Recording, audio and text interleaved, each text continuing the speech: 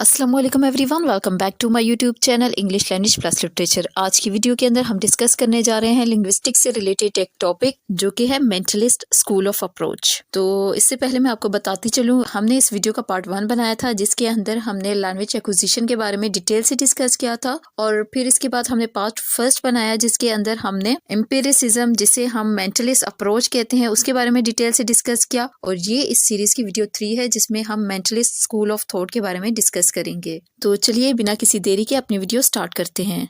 Another school of thought arguing on crucial matter of first language acquisition in children is the mentalist school of thought, which is led by Noam Chomsky. He and his mentalist follower claim that our children learns his first language through cognitive learning. He also acquired it by natural exposure. Both nature and natural influence the acquisition of language in children. Chomsky regard linguistics as a subfield of psychology, more especially the cognitive psychology. एक बच्चा अपनी first language किस तरह से acquire करता है, इसके बारे में एक कोर थ्योरी पेश की गई है जिसे कहते हैं मेंटलिस्ट स्कूल ऑफ अप्रोच। इस थ्योरी को पेश किया नोम चॉम्स्की और उसके फॉलोअर्स का कहना यह था कि बच्चा अपनी जो फर्स्ट लैंग्वेज है वो कॉग्निटिव लर्निंग के जरिए से सीखता है। और कॉग्निटिव लर्निंग क्या होता है? हमारी जो दिमागी सलाहियत होती है। एक बच्चा अपनी दिमागी सलाहियतों की वजह से, अपनी दिमाग की सलाहियत की वजह से लैंग्वेज को सीखता है। इसके अलावा उसके सराउंडिंग में जो लैंग्वेज है उसको भी एक्सपोज होना जरूरी है, यानी उसके सराउंडिंग में कोई ना कोई लैंग्वेज जरूर बोली जानी चाहिए जिसके थ्रू वो लैंग्वेज सीखता है। तो इसमें दो चीजें इंपॉर्टेंट हो गई। एक तो ये है कि इंसान जो अपनी दिमागी सलाहियत की वजह से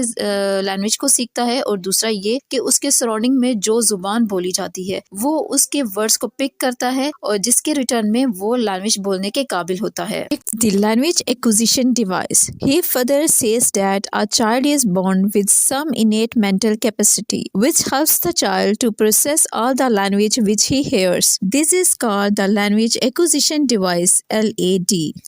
नोम चॉम्स्की कहता है कि जब एक बच्चा पैदा होता है तो पैदाइशी तौर पे उसके दिमाग में एक ऐसी सलाहियत होती है, एक ऐसी डिवाइस होती है और जिसकी हेल्प से वो जो भी लैंग्वेज सुनता है वो उसे सीख लेता है। और इस डिवाइस को क्या कहते हैं? लैंग्वेज एक्विजिशन डिवाइस, और इसे हम शॉर्ट फॉर्म में LAD भी कहते हैं। Chomsky and his followers claim that language is governed by rules and is not haphazard thing, as Skinner and his follower would claim. We must remember that when Chomsky talks about the rules, he means the unconscious rule in the child's mind. A child constructs his own mental grammar, which is a part of his cognitive framework. These rules enable him to produce grammatical sentence in his own language. Chomsky does not mean that child can describe these rules explicitly. For instance, a 4 or 5 years old child can produce a sentence like I have taken meal. He can do that because he has a mental grammar which enable him to correct present perfect structure and also to use such structures in the right or appropriate situation. यहाँ पे बात की गई है कि इंसान के mind के अंदर एक डिवाइस होती है जो कि अनकॉन्शियस तौर पे ग्रामेटिकल रूल्स बनाती है। तो यहाँ पे जो है, जो रूल से मुराद अनकॉन्शियस रूल हैं। सपोज एक 5 या 4 ईयर का जो बच्चा होगा वो आसानी से अपनी सिचुएशन को समझते हुए ये सेंटेंस कह सकता है कि मैंने खाना खा लिया है। नोम चॉम्स्की के मुताबिक एक बच्चे के माइंड के अंदर एक डिवाइस होती है जिसे हम लैंग्वेज एक्विजिशन डिवाइस कहते हैं, और जिसके मुताबिक इंसान जो है वो करेक्ट ग्रामेटिकल स्ट्रक्चर प्रोड्यूस कर सकता है। बच्चा अपने इर्द गिर्द बोली जाने वाली जुबान से वर्ड्स और वोकेबलरी सीखता है, और फिर वो अपने माइंड के अंदर मौजूद डिवाइस के जरिए से इन तमाम वर्ड्स को, इन स्ट्रक्चर को वो अरेंज करता है और फिर करेक्ट ग्रामेटिकल स्ट्रेंथ प्रोड्यूस करने के काबिल होता है। यही वजह है कि एक बच्चा जिनसे अपनी सिचुएशन को समझते हुए ये सेंटेंस प्रोड्यूस कर सकता है कि मैंने खाना खा लिया है। लेकिन हो सकता है कि उससे कॉन्शियस तौर पे इस सेंटेंस का स्ट्रक्चर पता ही ना हो कि ये प्रेजेंट परफेक्ट टेंस है, सब्जेक्ट आएगा, हैज हैव आएगा, थर्ड फॉर्म लगेगी और ऑब्जेक्ट आएगा। बल्कि इस जितने भी जो ग्रामेटिकल स्ट्रक्चर होंगे वो उसके माइंड में मौजूद होंगे और वो अनकॉन्शियस तौर पे मौजूद होंगे। Chomsky suggests that The learner of any language has an inbuilt learning capacity for language that enables each learner to construct a kind of personal theory or set of rules about the language based on very limited exposure of language. अगर हम इन दोनों के difference की बात करें तो mentalist approach के अंदर देखें तो language is an innate inborn process. जो लैंग्वेज है पैदाइशी तौर पे हमारे दिमाग में मौजूद एक प्रोसेस है। Children learn language by application. जब एक बच्चा अपनी सोसाइटी में रहता है तो अपने सोसाइटी में बोले जाने वाली जुबान से वो बहुत कुछ वर्ड सीखता है। थर्ड है language is not a behaviour like other behaviours but a specific mental process. Mentalist approach के मुताबिक लैंग्वेज सिर्फ बिहेवियर का नाम नहीं है, सिर्फ माहौल में रहते हुए हम लैंग्वेज नहीं सीख सकते। ये एक बिहेवियर नहीं है बल्कि एक पूरा प्रोसेस है जिसमें हमारा जो माइंड है वो इन्वॉल्व होता है, तभी जाके हम लैंग्वेज सीख पाते हैं।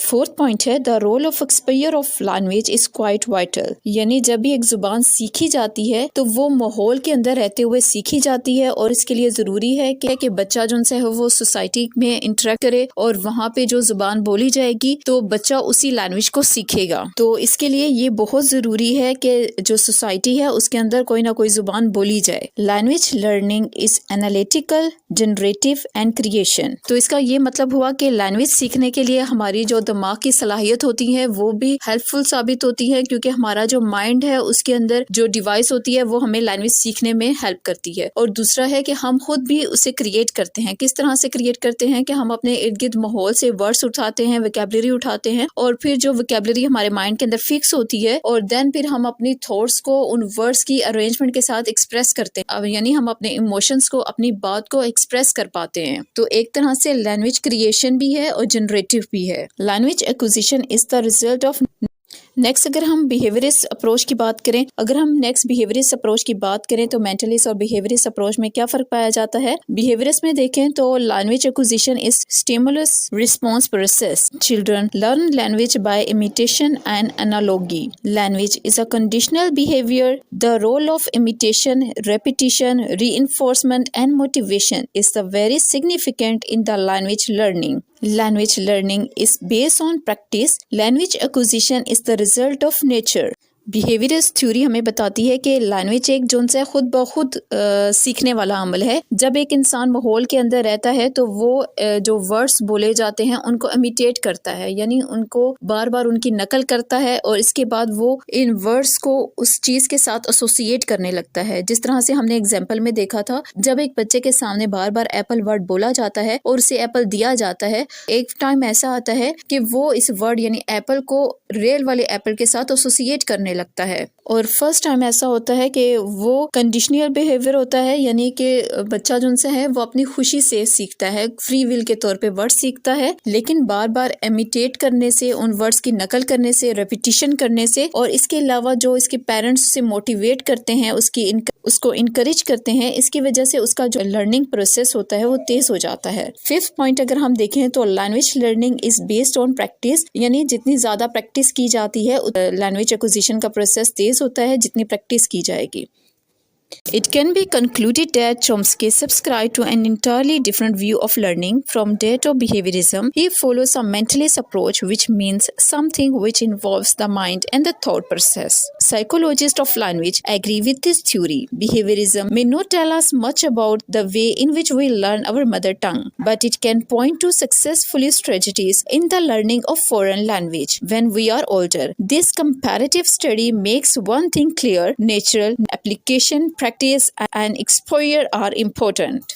इन दोनों थ्योरीज को कंपेयर करने के बाद हमारे पास एक क्लियर कट व्यू आता है जिसमें हम देखते हैं जो नॉम चॉम्स्की है उसने एक बिल्कुल डिफरेंट व्यू ऑफ लर्निंग हमें बताया, जिसके मुताबिक इंसान का जो माइंड है उसकी थिंकिंग प्रोसेस किसी भी लैंग्वेज को सीखने में इन्वॉल्व होती है। इसके अलावा बहुत से जो साइकोलॉजिस्ट हैं वो इस थ्योरी को एग्री भी करते हैं। और जबकि दूसरी तरफ हम देखें तो बिहेवियरिस्ट थ्योरी हमें ये तो नहीं बताती कि हम अपनी मदर टंग किस तरह से सीखते हैं। जिस तरह से हम नॉम चॉम्स्की की थ्योरी के अंदर देखते हैं कि बच्चा अपनी मदर टंग को किस तरह से सीख पाता है, क्योंकि उसका माइंड जो है उस प्रोसेस में इन्वॉल्व होता है, कुदरती तौर पे उसके अंदर सलाहियत होती है जिससे वो अपनी मदर टंग सीख लेता है। तो अगर हम दूसरी तरफ देखें तो बिहेवियरिस्ट थ्योरी हमें इस बारे में कोई आंसर नहीं करती कि एक बच्चा अपनी मदर टंग को किस तरह से सीखता है, लेकिन हाँ ये थ्योरी इस सिलसिले में बहुत हेल्पफुल साबित होती है जब कोई इंसान, एक मैच्योर बंदा जब दूसरी लैंग्वेज को सीखता है, क्योंकि जब हम बड़े होते हैं तो हम कॉन्शियस तौर पे हम दूसरी लैंग्वेज को सीखते हैं और इसके लिए हमें क्या करना पड़ता है, डिफरेंट